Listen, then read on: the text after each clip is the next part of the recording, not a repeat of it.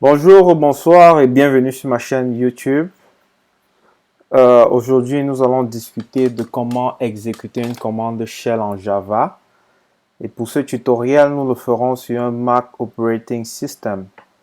Donc, tout ce dont vous avez besoin pour accomplir cette tâche, ce sera un ordinateur Mac et puis un environnement Eclipse. Sans toutefois tarder, nous allons passer directement à l'implémentation.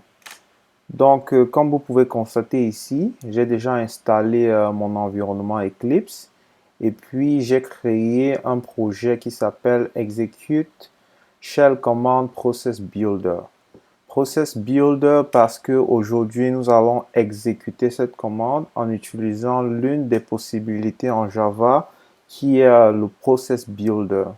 En Java, vous pouvez exécuter une commande shell en utilisant plusieurs méthodes. Mais pour ce tutoriel, nous utiliserons autant pour moi le process builder. Ok, donc la première chose dont ce qu'on a à faire, c'est de créer un array of string et puis on l'appellera commande et nous passerons la commande et l'argument que nous voulons exécuter. Pour ce tutoriel, nous allons exécuter une commande ping et nous l'enverrons à un serveur Google. So ping google.com. Cette commande est censée tester la connexion entre votre terminal ou votre ordinateur et un serveur Google. La deuxième chose à faire, c'est de créer une instance de la classe ProcessBuilder que nous appellerons aussi ProcessBuilder equal new ProcessBuilder.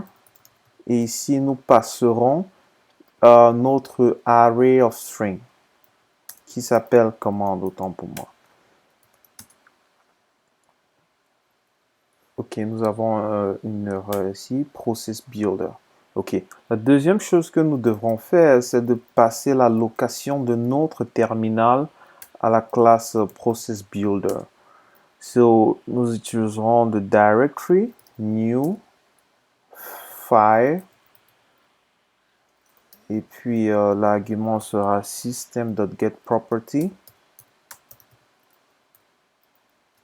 Et la clé, ce sera le string user.home.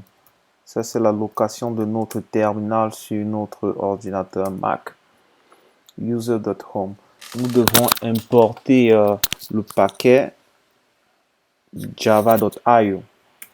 La troisième chose, maintenant nous pouvons aller exécuter ou bien lancer notre programme. So, ici, nous avons besoin d'un processus pour cela. So, processus.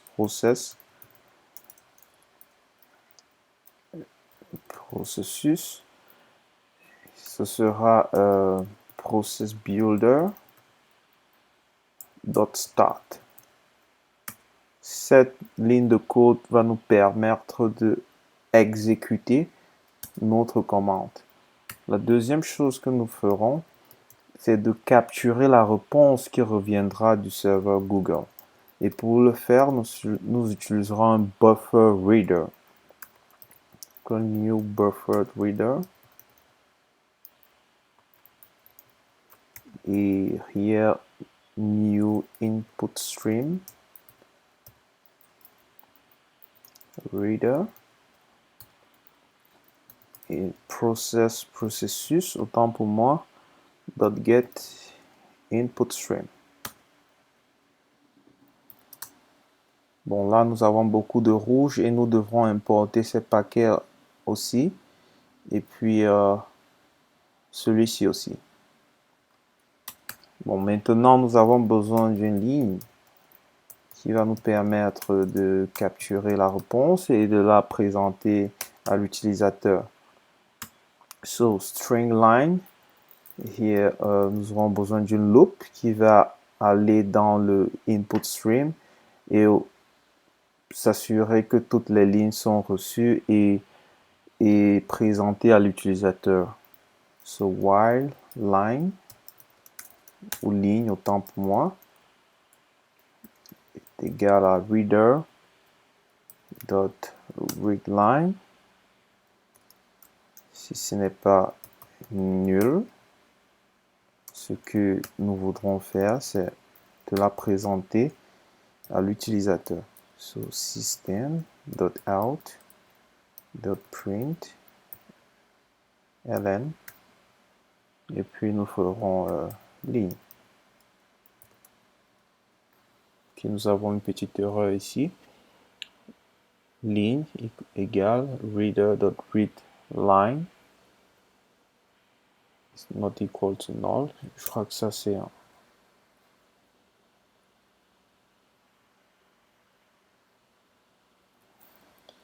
Nous fermons ceci là. Ok. Bon, là, nous sommes déjà capables de recevoir la réponse et de la présenter à l'utilisateur. Et au cas où nous avons une erreur, nous voudrons aussi la présenter à l'utilisateur. Et nous accomplirons ceci par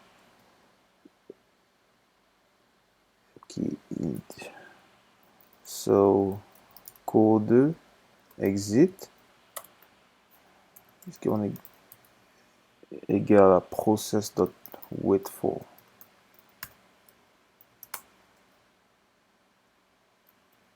Processus autant pour moi.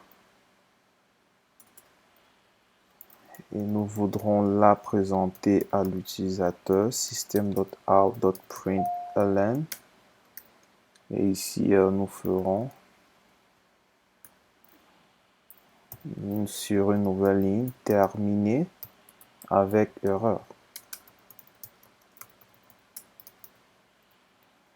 Et puis, nous présenterons le code exit.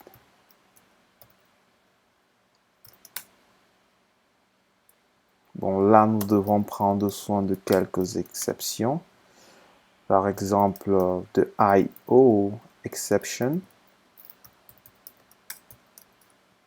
Et tout ce que nous voudrons faire, c'est juste de la présenter. So, e.print stack trace. Nous avons une deuxième exception que nous devons prendre soin. Et celle-là sera interrupted exception. Au cas où l'exécution de notre commande est interrompue, nous pourrons actuellement la présenter à l'utilisateur e.print stack trace. Donc, voilà, et puis nous avons notre code, et puis si nous exécutons notre programme, vous verrez qu'il envoie une commande ping au serveur Google, et ici nous recevons la réponse du serveur Google, et nous la présentons à l'utilisateur. De la même manière, si vous voulez exécuter une autre commande, par exemple, si vous voulez voir tous les fichiers, les dossiers que vous avez dans votre parent folder, comme il s'appelle, vous n'avez juste qu'à passer le nom de la commande, ls for list directory, et ce symbole qui représente the home folder. Si nous exécutons ce programme maintenant, il nous présentera tous les fichiers et tous les dossiers que nous avons dans ce home folder. Et voilà. So, là, vous avez le nom de tous les dossiers que vous possédez dans votre fichier, dans votre home folder. Merci d'avoir suivi ce tutoriel. N'oubliez pas d'aimer et de souscrire à ma page. Et aussi, si vous voulez avoir le code, vous pouvez l'avoir sur notre site web. J'ajouterai le lien dans la description et vous pouvez avoir le code juste ici. Merci.